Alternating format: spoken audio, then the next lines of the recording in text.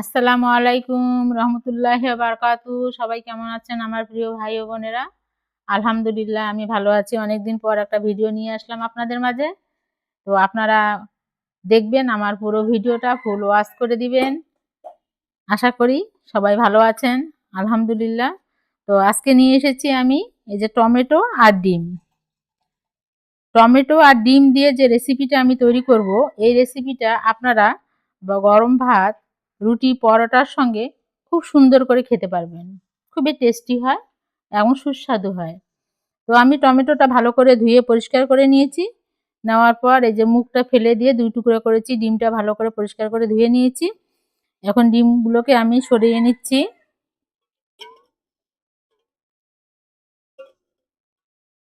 আর টমেটোগুলোকে এখন আমি কেটে নিব।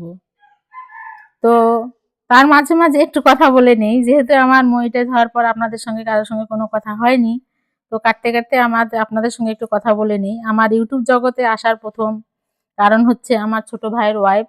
ওর আগ্রহ আমি এতদূর এসেছি। অনেক, অনেক ধন্যবাদ কেয়া তোমাকে।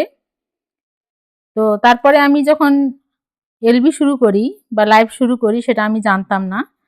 সেটা কিন্তু আমাকে শিখিয়েছে রানা, যাকে আপনারা এখন আলাল নামে চিনেন। সেই ভাই কাতারে থাকে, ও আমাকে শিখিয়েছে। ব্লু দিতে পারতাম না, সেই ব্লুটা আমাকে শিখিয়েছে আমার ছোট্ট মামা নাজমুল মামা আমাকে শিখিয়েছে। সেখান থেকে আমি ব্লু করা শিখিয়েছি। তারপরে বলতে চাই যারা আমাকে নিঃস্বার্থভাবে সময় দিয়েছে লাইভে বা এলবিতে, প্রথমে বলবো আমার শেফা বোন, ওকে অনেক অনেক ধন্যবাদ। আমাকে নিঃস্বার্থভাবে সময় দিয়েছে। বাসির, সুজন,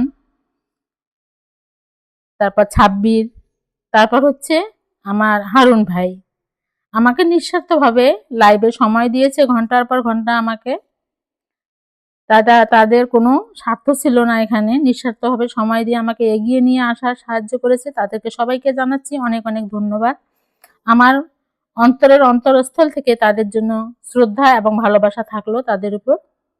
আর তারপরে তো বাকি ইউটিউবাররা আমার সঙ্গে ছিলই।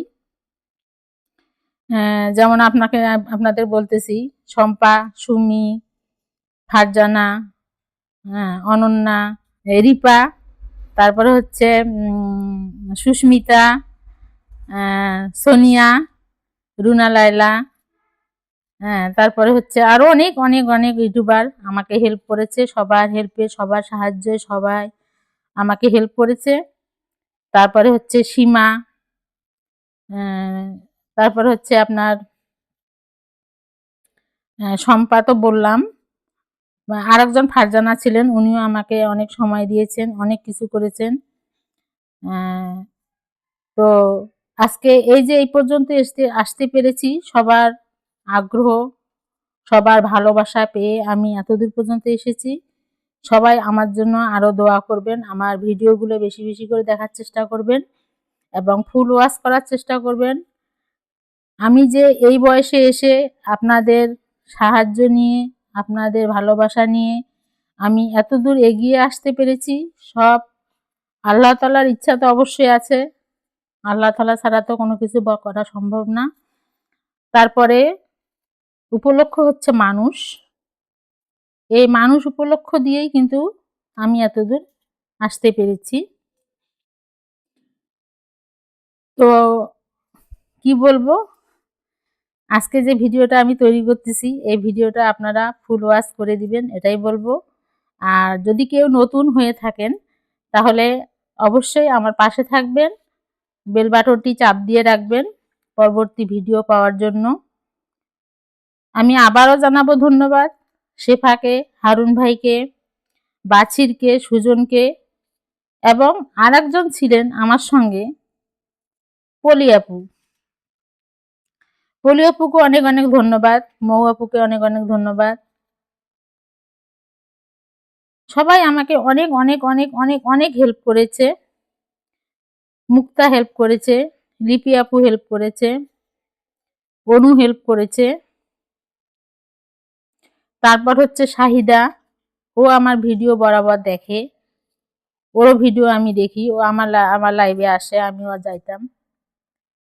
সবাই আমাকে অনেক আগ্রহ, অনেক উৎসাহ দিয়ে আমাকে আজকে 1 বছর হওয়ার আগেই আমি মনিটাইজেশন পেয়ে গেছি।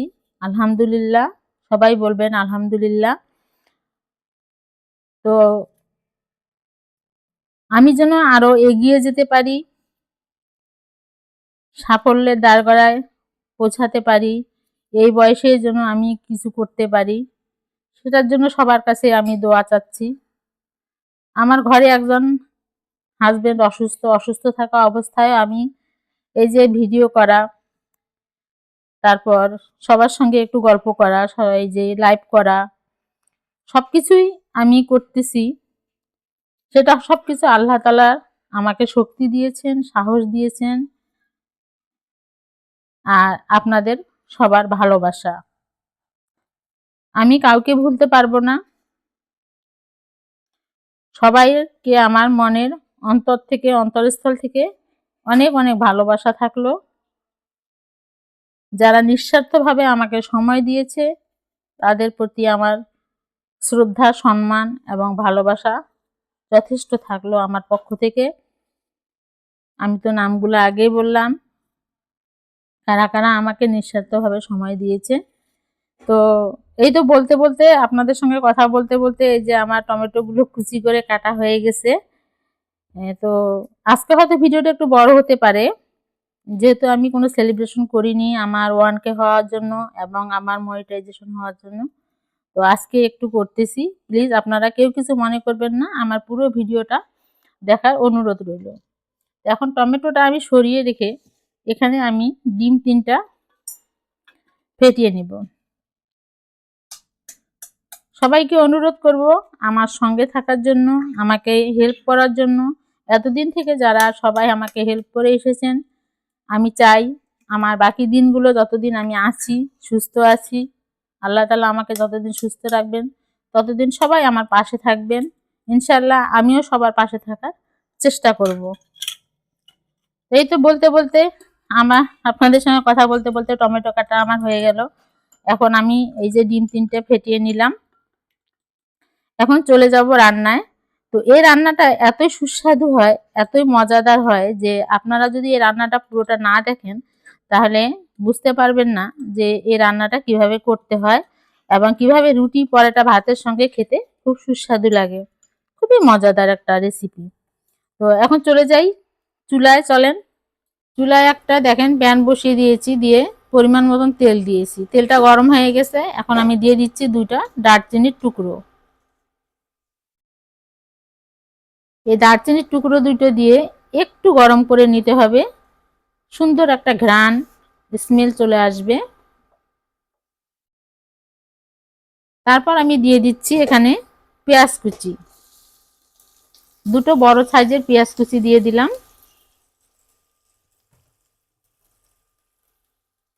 আর কাঁচা মরিচ কুচি করে নিয়েছি, কাঁচা মরিচ কুচিটা দিয়ে দিলাম।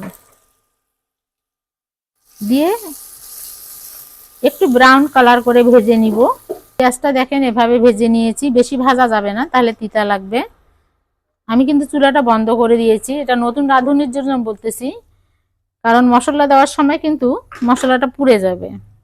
তো এখন আমি এখানে দিয়ে দিচ্ছি, এই যে এখানে নিয়েছি আমি আদা বাটা, রসুন বাটা, তারপর হচ্ছে এটা হচ্ছে আপনার শুকনা মরিচের গুঁড়া, জিরার গুঁড়া, আর হচ্ছে হলুদ। এটা আপনারা আপনাদের পরিমাণ মতো সবগুলো উপকরণ নিয়ে নেবেন, যতটুকু বানাবেন ততটুকু পরিমাণ অনুযায়ী এখানে দেওয়ার চেষ্টা করবেন। বেশি হলে বেশি করে দিবেন, আর কম হলে কম করে দেওয়ার চেষ্টা করবেন। এখন বাটিটাতে আমি একটুখানি পানি দিচ্ছি, মশলাগুলো সুন্দর করে ধুয়ে দিয়ে দিলাম, আর পরিমাণ মতো আমি লবণ নিয়েছি, লবণটা দিলাম, দিয়ে মশলাটাকে একটুখানি কষিয়ে নেব। চুলাটা এখন লাগিয়ে দিচ্ছি আমি, লাগিয়ে মশলাটাকে একটু কষিয়ে নিব যাতে আদা রসুনের গন্ধটা চলে যায়। মশলাটা কষিয়ে নিয়ে আবার আমি চুলাটা বন্ধ করে দিয়েছি। এটা নতুন রাঁধুনিদের জন্য জানানো খুবই প্রয়োজন, এবং ধোয়া যাতে না ওঠে সেটাও খেয়াল রাখবেন। এখন আমি দিয়ে দিব এখানে এই যে কুচি করে টমেটোগুলো কেটে রেখেছি, সেই টমেটোগুলো সব দিয়ে দিলাম।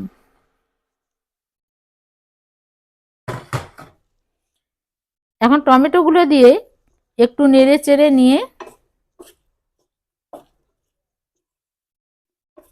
চুলার জালটাকে অবশ্যই মিডিয়ামে রাখবেন, তাহলে টমেটোগুলো সুন্দর করে সিদ্ধ হয়ে যাবে, কুক হয়ে যাবে। এটা খেয়াল রাখবেন সব সময়। এখন আমি ঢাকনা দিয়ে সিদ্ধ করে নিব এবং মাঝে মাঝে ঢাকনা খুলে একটু নেড়ে দিব। আপনারাও মাঝে মাঝে ঢাকনাটা খুলে একটু নেড়ে দিবেন। আমি একদম ঢাকনা খুলে খুলে 10 মিনিট লাগছে এই টমেটোটা সিদ্ধ করতে, কিন্তু আমি কোনো পানি ব্যবহার করিনি। আপনারাও পানি ব্যবহার করবেন না। এটা কিন্তু আপনারা রেখেও খেতে পারেন বেশ কিছুদিন। তো আমার মনে হচ্ছে যে আর একটুখানি লবণ লাগবে, আমি দেখে নিলাম। তো আমি আর একটুখানি লবণ দিয়ে দিচ্ছি। আর একটু ঝাল লাগবে, আর ঝালটা আপনারা আপনাদের মতো করে দিবেন। আমি আমার মতো করে ঝালটা দিয়ে দিলাম। আর এখন দিয়ে দিচ্ছি আমি এখানে 1 চা চামচের মতো একটু চিনি। এটা অপশনাল, আপনারা দিলেও দিতে পারেন, না দিলেও না দিতে পারেন। তবে আমার জন্য ভালো লাগে এটা খেতে, এই রেসিপিটা, তাই আমি চিনিটা এখানে ব্যবহার করলাম 1 চা চামচ। তারপর দিয়ে দিচ্ছি এখানে আমি ফেটিয়ে রাখা যে ডিম 3টা, সেই ডিম 3টা দিয়ে দিলাম।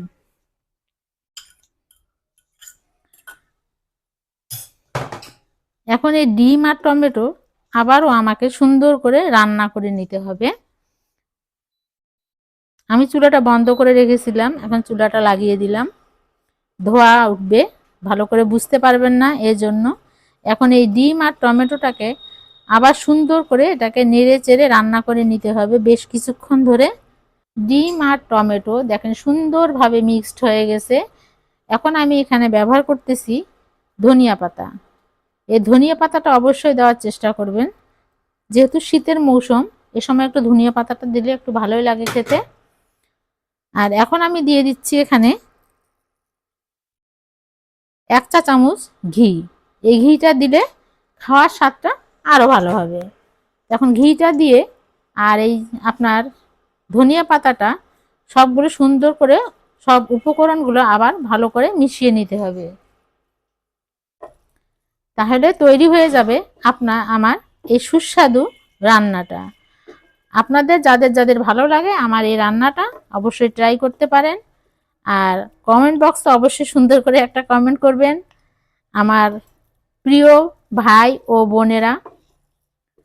তো এই যে আপনাদের সঙ্গে কথা বলতে বলতে অলরেডি আমার রান্নাটা হয়ে গেছে, এখন আমি সার্ভ করে নিব।